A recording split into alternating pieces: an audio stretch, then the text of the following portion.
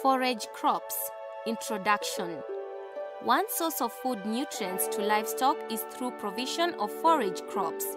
Farmers therefore must be able to identify and classify various forage crops. Meaning of forage crops. Forage crops are crops grown for feeding livestock. Examples include napier grass, lucerne, Congo signal, and edible canna.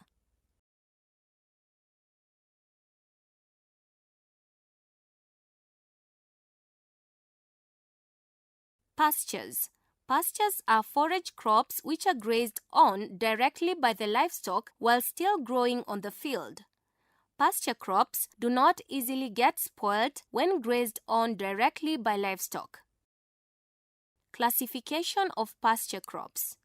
Pasture can be classified according to pasture stand, nature of pasture establishment, and ecological zones where the pasture crop is grown. According to pasture stand, there are two classes of pastures, namely pure stand pastures and mixed stand pastures. Natural pastures and artificial pastures are classes of pastures if classification is done according to the nature of pasture establishment.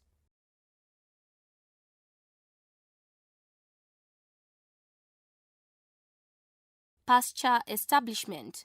Planting materials. A good planting material should be adapted to the prevailing environmental conditions, fast-growing, able to give high yields per unit area, should be of high nutritive value. Land preparation. Land prepared for planting grass seeds should have fine tilth since the pasture grass seeds are very small in size. Sowing of pastures. Pasture sowing is the planting of pasture seeds. Common methods of pasture sowing include direct sowing, undersowing, and oversowing. During undersowing, farmers establish pastures under a cover crop, while in oversowing there is establishment of pasture legumes in an existing grass pasture.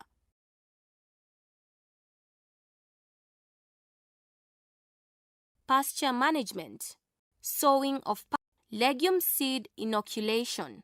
This is application of nitroculture to seeds of legumes to help the legumes fix nitrogen.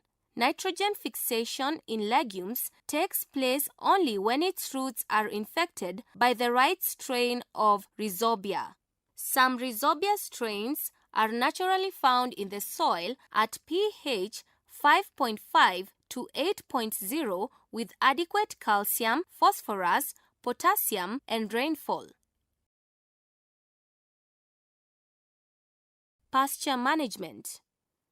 Management of pasture crops involves taking care of the pastures after full establishment of the crop in the field.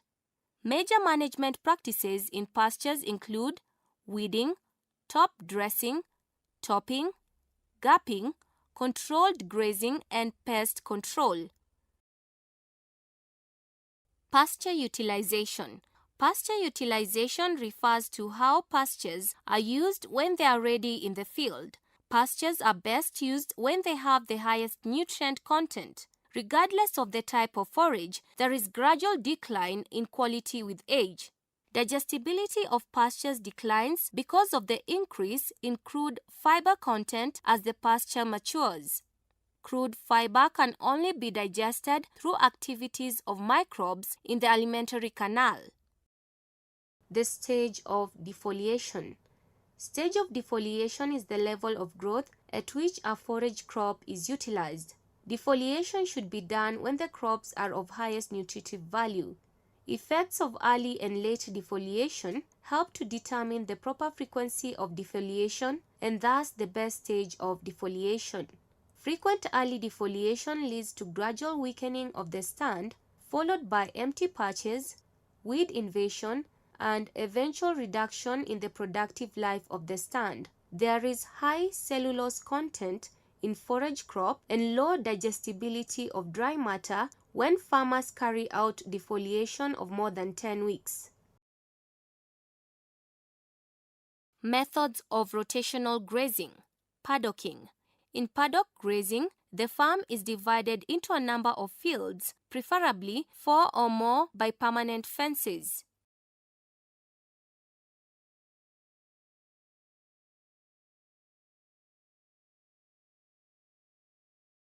Strip grazing. Strip grazing is a more intensive method of rotational grazing. It is recommended for use in high-yielding pastures. Tethering. In tethering, animals can be tied to a peg or onto a wire using sliding knot. It is popular in areas of high population and where few animals are kept. In tethering, animals are tied using a rope, thus confining them to a particular small area. The animals are moved to another spot when the pasture has been reduced to the required level. Forage conservation. Forage conservation is the utilization of forage crops without wastage. Conservation is only relevant to farmers who maintain proper stocking rate, since most of them tend to base their stocking rates on the amount of forage available during wet season. Forage can be conserved in form of silage, hay, or as standing forage. Conservation helps in distribution of available forage throughout the year and provision of feed for the dry season. It acts as a source of income when conserved forage is sold and ensures better utilization of land.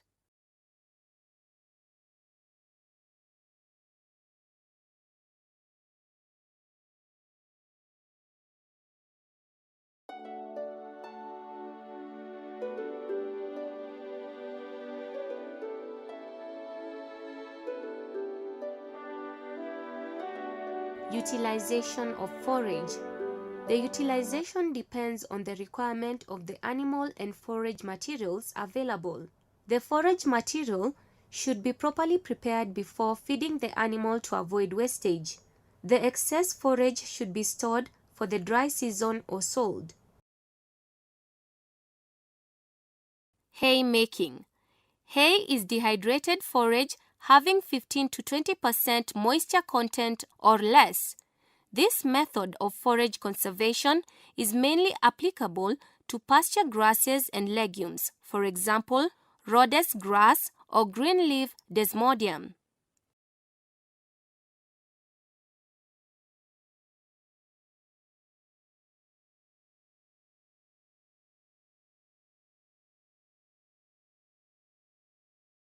Silage making. Silage making is the conservation of green forage as a product of controlled anaerobic fermentation. It is done in a structure known as silo, and the process is known as ensiling. Silage making aims at preserving the herbage with minimum loss of nutrients.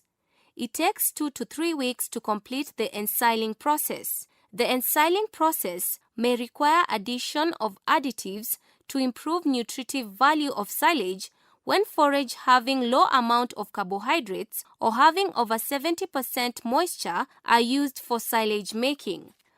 Qualities of a good silage. Several factors affect the nutritive value of forage and therefore its quality. This may include relative proportions of organic acids in the silage, compaction of ensiled materials, and the quality of forage used when making the silage. Qualities of a good silage include having in order of predominance lactic acid, succinic acid, and formic acid. Having pH value of 4.2 and below. Be greenish yellow in color. Be free from molds and of fine texture. And having 5 to 9% lactic acid. Fodder crops. Fodder crops are forage crops which are grown and allowed to mature and then cut and given to animals as a feed. Fodder crops easily get spoilt when fed on directly by livestock.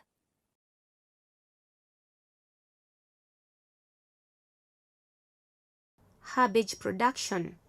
Herbage production from fodder crops is higher per unit area of land than pastures. Farmers can get good amount of money if they produce, conserve, and sell fodder crops, especially in large-scale farming.